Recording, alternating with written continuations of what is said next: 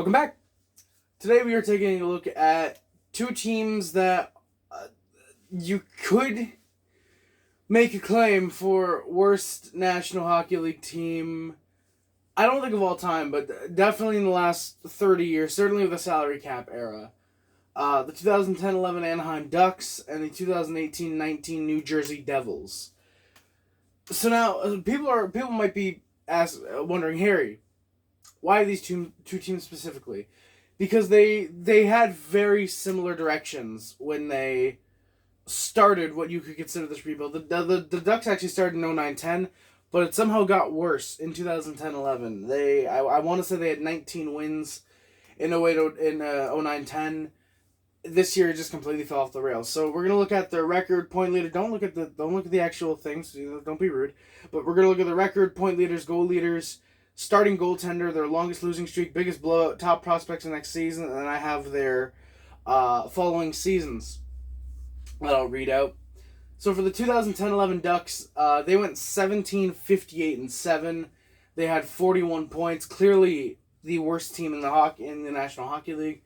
They finished fourth in the draft lottery, I believe. I believe they traded their way up to number one, I believe, but they did finish fourth in the draft lottery. That was a big controversy. Ducks should have been given number one. I don't necessarily agree with that, but I can definitely see why people make that case. For the 18-19 Devils, they went 13-61-8. They had 34 points. Now the question comes up, because of their record, are the 18-19 Devils worse than the 2010-11 Ducks or even the 09-10 Ducks? My answer is no. They had the far worse record, definitely. However, we will see what you could say their main issue was the Devils, and it was by design. We will get to that, but record-wise, the Ducks had a better record, if you can even really call it that.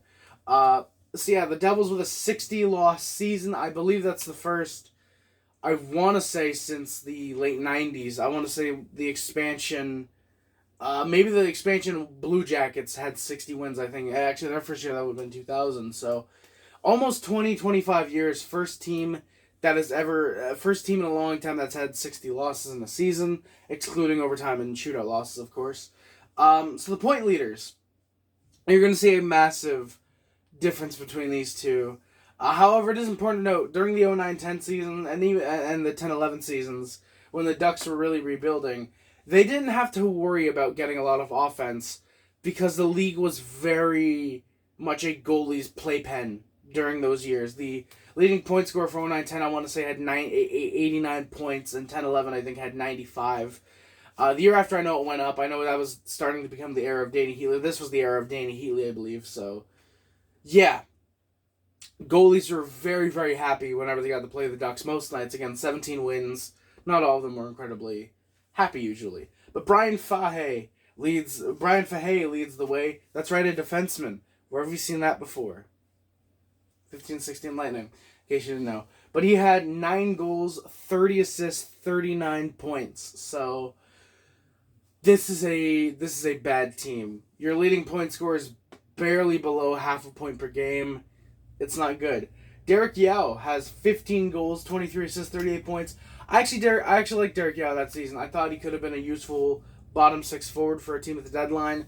The Ducks didn't sell anybody off, surprisingly. Not Brian Fahey, who could have been a good, useful 5th or 6th D-man. Derek Yao, I thought, again, was a useful middle six forward that year. Definitely a good bottom six guy for most of his time with Anaheim. Chad Wiseman, another guy that I actually liked that season. 9 goals, 26 assists, 35 points. Chad Wiseman, by the way, for wondering why I'm wearing a Habs jersey, because the Devils have red and white in their logo, in their jersey and logo, and I don't have a jersey for either of these teams. So if you're why not, I'll wear the one that has red in it. So, yeah, why not wear the Panthers jersey that I have? I like that jersey. It's the Habs. Why not? Any chance I have to wear a Habs jersey, I get it. I take it. But Chad Wiseman, again, 9 goals, 26 assists, 35 points. So their leading point scorer is below half a point per game. The rest aren't that far off. Again, Derek Yao, 15 goals. I thought he had a good season. I was really surprised when he was out of the NHL entirely. I think the next year, if not 2-3 years down the line, he was completely out of the NHL. He's retired. I thought he had a good year. Brian Fahey, also out of the NHL, I believe, by 2-3 years from now. Chad Wiseman, same thing. He retired, I think, the year after, if not that season. And then you look at the Devils. And with the Ducks, again, you'll see, I believe Brian Fahey was 31. Derek Yao, I think, was 28. Chad Wiseman, I believe, was 27, 29, somewhere around there. But you look at the New Jersey Devils. Their leading point scorer, Mark McLaughlin, a third-round selection from the 2018 draft. They signed him out of training camp. They loved what they saw in him. And he clearly works. 24 goals, 29 assists, 53 points for Mark McLaughlin. So not a massive improvement from the leading point scorer for the Ducks. But there's clearly more excitement there. This is an 18-year-old kid who comes into the lineup almost as a 25-goal season, 55 points. And this is a guy who's selected in the third round. Mark McLaughlin, who had another really solid year this year at 19 years old. Mark McLaughlin's looking good. Ville Sapanen, who was a free agent signing, he had 12 goals, 41 assists, 53 points, tied the team lead in points. I gave it to McLaughlin just because he had more goals. Ville Sapanen was seen as a controversial signing. He had some good years with the Rangers. I believe he played a season with Houston. He was always seen as a good, reliable middle six forward. And he kind of broke out this season. Again, 53 points. It's not lighting the lamp every night. It's not incredibly impressive. But it's solid. Ville Sapanen, again, with the 53 points. I believe 31 years old. The Devils head coach really praising Sapanen's poise and his leadership ability. And Jason Robertson, another rookie. Devils were a little bit criticized for how they were handling Jason Robertson, playing him in the minors the past 3 years instead of giving him a chance. However, he's given that chance this year, and it shows that the Devils were actually right with him. 24 goals, so he ties Mark McLaughlin with 24 goals, 21 assists for 45 points that year. So notice, all out of the league in 3 years, 18 years old, 22 years old. Sapanen is 31. I don't think he's going to be out of the league in 2 years, but stranger things have happened. Patrick O'Sullivan had a 50-50. But Jason Robertson, another rookie again, great. It might have been his second season actually in the NHL, but a great progression for Jason Robertson. Mark McLaughlin, 18 years old, a phenomenal rookie season. Gets nominated for the Calder. I don't believe he wins it, but the Cherepanoff Rookie of the Year, but he does not win that one. Formerly the Calder, I should say. I'm still not used to that. But the 3-point scorers are guys who can clearly lead the Devils in the right direction. You look at the goal leaders, and this is where it definitely becomes noticeable which is the better team, quote unquote. Goal leaders, Jeff Taylor for the 10-11 Ducks. He had 20 goals even on the mark, so the Devils, the Ducks, no matter how bad they were, can still say they did have a 20-goal scorer. They did try. But Jeff Taylor, just 20 goals, not that great. He's out of the league by 2 years as well. Louis Robitaille, 15 goals. He's released in free agency that year. Derek Yao ties him with 15 goals. So, not a lot of offense at all. I want to say these Ducks were operating at around... I want to say it was 1.65 goals for per game. I want to say it was a very, very poor season. That season and 09-10. Very, very poor years for the Anaheim Ducks. The New Jersey Devils, though. Mark McLaughlin and Jason Robertson, both with 24 goals. Mikhail Meltsov, 15 goals. I was surprised when Mikhail Meltsov was traded this past draft. I thought he had good upside. I thought he could have been a useful bottom six forward. However, he's dealt away, I believe, for a third-round pick. Just 23 years old now. He was 21 when he puts up 15 goals, I want to say. Just a good scoring. With the 224-goal season and then the 15 goals. There definitely is a drop-off. It would get a little bit worse from there. However, the Devils could score goals. They weren't a team that were going to score 3 every night and lose 4-3 or 6-3 or whatever. But they were a team that could surprise you with their offense at nights if you weren't ready for them. Starting goalie, this is where it gets really funny. So Curtis Joseph, 40 years old, is given the starter's job. The Ducks bring in a lot of veterans. Again, Brian Fahey, they brought in Curtis Joseph, I think the year before he was the backup, I think. But this year he's given the starter reins. He goes 15-62. So, yeah, it's not. This is during the weird time where the NHL isn't recording overtime and shootout losses as an official loss or in its own column. But he goes 15-62 with an .884 save percentage and a 3.81 goals against averages of the year. Curtis Joseph had Adam Burkhoyle as his backup. He had a .923, I think, in 5 games played. Very surprised the Ducks didn't give him a better chance as the backup job. But Curtis Joseph, 40 years old, puts up these numbers and then retires. He knew the game was far behind him. He had wanted to retire apparently mid-season, but the Ducks wouldn't let him out of his contract. They asked if he could please play for the remainder of the season and then retire. He did, and then he retired. Ducks fans had zero surprise. Oh, really? 40? Wow, no way. Please don't go. They really wanted him gone, but they knew it wasn't his fault for how bad the team was. Olivier Rodrigue for the 18-19 Devils. He was, I believe, 19 years old. He is thrown to the Wolves completely. 7-34-5. He's only given 48 games. This is the year they had Zach Fucale and Felix Sandstrom also playing games. I believe Zach Fucale got 28 games. I think Felix Sandstrom got 9 games the whole year. But Rodrigue is the starter again, 7-34-5, .876 save percentage, and a 4.57 goals against average. This is a ridiculously bad goaltender who, again, is 19 years old. He's not expected to play in the NHL until he's 24, 25, 26.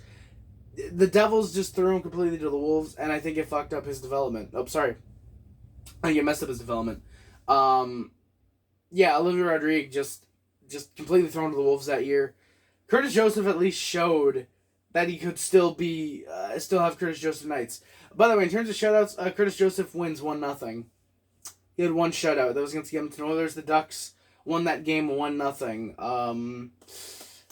Yeah. All right. Now we get into the fun part. The longest losing streak. So the Ducks actually had 2 11-game losing streaks. They started it November 21st, 2010. It ended December 15th, 2010. And then 11-game losing streak started December 16th.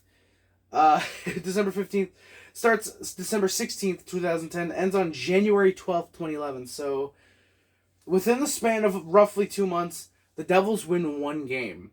The Devils go 1-21. There's some overtime and shootout losses. I think there's 3 in there. But the Devils going basically 1-19-3 at that point. That is ridiculous. Actually, technically, the January 12th game is when they won. So technically, they went 2-18-3, which is still horrendous. That is still horrendous. Which is weird because the team started off good as well, actually. Again, it's that first month jolt that some teams get, but I want to say they were like 5-6-0 after the first month of the season. They played well. They were 3-1, I think, 4 games into the season.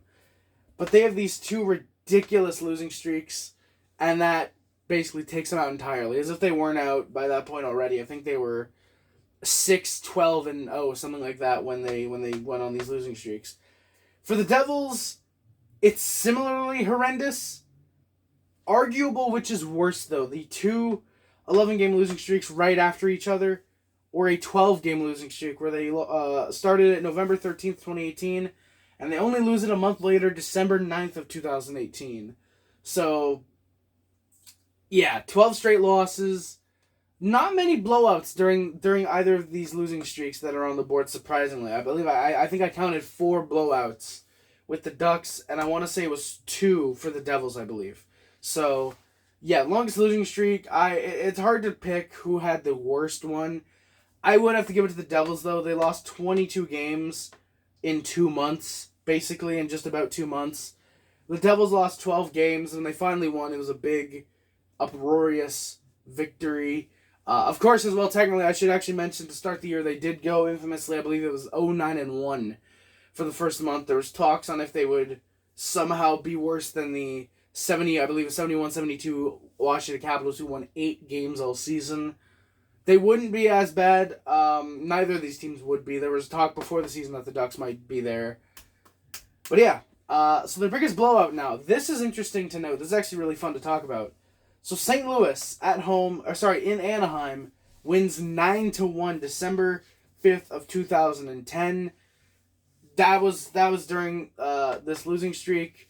It's when the wheels completely fell off for the Anaheim Ducks. That was, if it wasn't already, this was the game that it was incredibly clear that, yeah, no, season's over.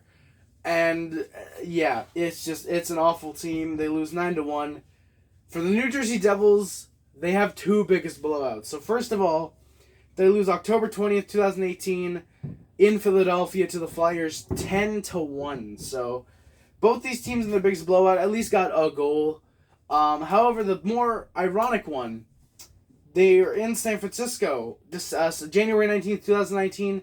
They lose 10-1. Who are the San Francisco? Who are SFS? Who are the San Francisco Golden Seals? The Anaheim Ducks. The Anaheim Ducks, in between now and at this point, had moved from Anaheim to San Francisco. The owner, for some reason, moving the team from Anaheim to San Francisco. I don't know why he does it, but they do. And again, they beat the Jersey Devils 10-1. So an organization that less than a decade ago was the worst team in hockey is now beating the worst team in hockey. Very funny. All right. Now, which ones are, obviously, you got to give it to Jersey. They lose 2 combined games, 10-2. The Devils, this was the closest I found. The next, I think, biggest blowout was, I believe, 8-3. So it's still bad, but with the Devils, there was 8-0, there was 7-1. There was a lot of, 8-2 games in there that I could have included. The Ducks, surprisingly, not a lot. Again, goal scoring was not sparse that year, but it was a little bit harder to score than it is in the offensive-led NHL that is right now. Top prospects the following season. This is where we're going to go here, and then we're going to talk about the next seasons for both teams. So the top prospect for the Anaheim Ducks after the 10-11 draft, Neil Yakupov. So Yakupov, expected to be an elite forward. He would have good seasons with Anaheim, but he was traded far too quickly to the Oilers. He just came off a very solid season with the Oilers. Christos Gudlovskis was seen as a massive boomer bust player, seen as he can either turn into an elite starting goaltender, or he's at best a backup goalie who can't really find his way. He would end up being the former. He was a great starting goalie. San Francisco, oblivious to how good Christos Gudlovski is, trades him, I believe, for nothing. I don't remember anything notable coming in that Gudlovski's deal. Reed Boucher was expected to be a top 6 forward. Not really. He's more of a bottom 6 type of guy. Victor Louvre, a guy who was projected as a gem, expected to be a good top 4 defenseman. And he's, I believe, currently a 7th D in Calgary, I believe. Victor Louvre just didn't pan out with him. And Mikael Granlund, expected to be a good second-line center, didn't pan out exactly. I believe he's a good bottom 6 guy. I believe also in Calgary, actually. So you look at what they got. Gone. Neil Yakupov, traded. Christos Gudlovskis was traded. Boucher, I believe, was let go in free agency. Louvre was traded. Mikael Granlund, I believe, was also traded. So they did recoup assets for most of their top prospects. It just... however, for the Jersey Devils, I don't think they're going to be trading any of these guys. We've got Dylan Cousins as their top prospects, so he's expected to be a really good first-line center. We'll see if he gets there. Philip Broberg and Urho Vakanainen. Urho Vakanainen. Both expected to be really good top 4 defensemen. Philip Broberg expected to be a good top pair defenseman. I could see actually Urho Vakanainen being a very good top pair defenseman. Philip Broberg being more of a second-line guy, but we'll see. And then we get Raphael Lavoie. So it's the top 3 and then it immediately drops. The reason Mark McLaughlin and Jason Robinson aren't here, by the way, they've played 2 seasons in the NHL. When you've played 2 full seasons in the league, no matter what age, in my opinion, you're not a prospect at that point. So that's why they're not here. But Raphael Lavoie, we immediately go down to third-line center quality. And Juuso Parssinen, expected to be a good middle 6 winger. You have guys like McLaughlin, you have Robertson, you have Ross Johnston, who can be a good middle 6, bottom 6 forward. You have good players there. Rasmus Dahlin inexplicably traded for some reason. He would have easily probably qualified for the top prospects had he not played his second season this year with the Kings. But yeah, top prospects. I would actually have to give it to New Jersey, to the Ducks. Sorry, they have genuine first line talent, starting goaltender, bottom six forward, bottom 6D, and a third line center. Compared to first line forward, 2 top 4D, and 3 middle six forwards. Those are usually very replaceable. Those are the types of guys that you can usually look at and think, okay, they're nice, they're good. If they want too much, let them go. We can bring in guys who are cheaper. So, yeah. The thing with the Devils that I don't know if they can get going forward. The one thing I see, I don't know if they can win big. Because they have Mark McLaughlin, Robertson, they have Cousins, they have really solid forwards. The issue is they've instilled this losing culture now for 2 seasons. At minimum, 2 seasons. And I don't know. Because you look at the following seasons. The Ducks had a 40-win season the very next year, so they had a massive jump. Just missed the playoffs by, I believe, it was 3 points. Then they kind of fell back a little bit. They had a 36-win season. Actually tied their season before in points because of the overtime and shootout loss points. And then it just kind of fell off. They had a 37-win season. They had 30 wins, 35 wins. And then it just got better all of a sudden. They had 36 wins, 38 wins, and 37 wins, but they lost in the first round, and second round respectively. And now we're going on almost a decade since the rebuild, and the question would be getting asked at this stage: was it worth it? They came out of it with Kirill Kaprizov, Johnny Gaudreau, Nikita Kucherov. They ended up trading for. They had great players. It was just a matter of could they get it done? And the Ducks this year, the Seals now. They did. They won the Stanley Cup this year. They had a 34-11-6 record. They acquired Roberto Luongo at the deadline. Then they ended up giving away the first overall pick, but I don't think they really mind when they win the Stanley Cup and Luongo beats his former team in the Florida Panthers in the finals. I don't think he minds that at all. I don't think that the Seals mind giving up a guy like Owen Power if it means because they won the Stanley Cup. Now, as for the Devils, they didn't show as much progression as the Ducks, but they did show that they stepped up in the right direction. They had a 23-26-1 record. Obviously, they missed the playoffs. There was actually stretches there where they looked like they could make the playoffs. I believe they started the season off 3-1-1, actually. So they started off on the right foot. It just kind of fell apart. Mark McLaughlin looked good. Jason Robertson looked good as well. They have guys who look good. And I'm not going to completely write them off, and I'm not going to completely say, yeah, they're going to be a cup contender one day. My second biggest problem that I have with the Jersey Devils is that the GM will not stop trying to get younger in the worst way possible. He's trying to trade off. There's been reports that the NHL has had to veto several deals because he's trying to trade good prospects and get back a 3rd-round pick, a 4th-round pick, as in this past draft. So that's my one issue. He's not trying to get value out of players. He's just trying to get an easy lose this player for whatever. That's why he traded Mikhail Meltsov. That's one of the players that he ended up dealing away.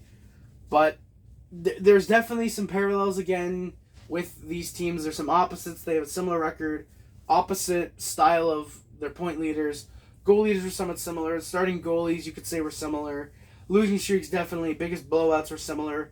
Top prospects, a little bit different. But I wanted to compare these two again because it took the Ducks, now the Seals, 9 years after their worst season to win the Stanley Cup.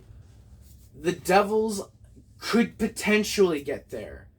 I don't know if they do win a cup.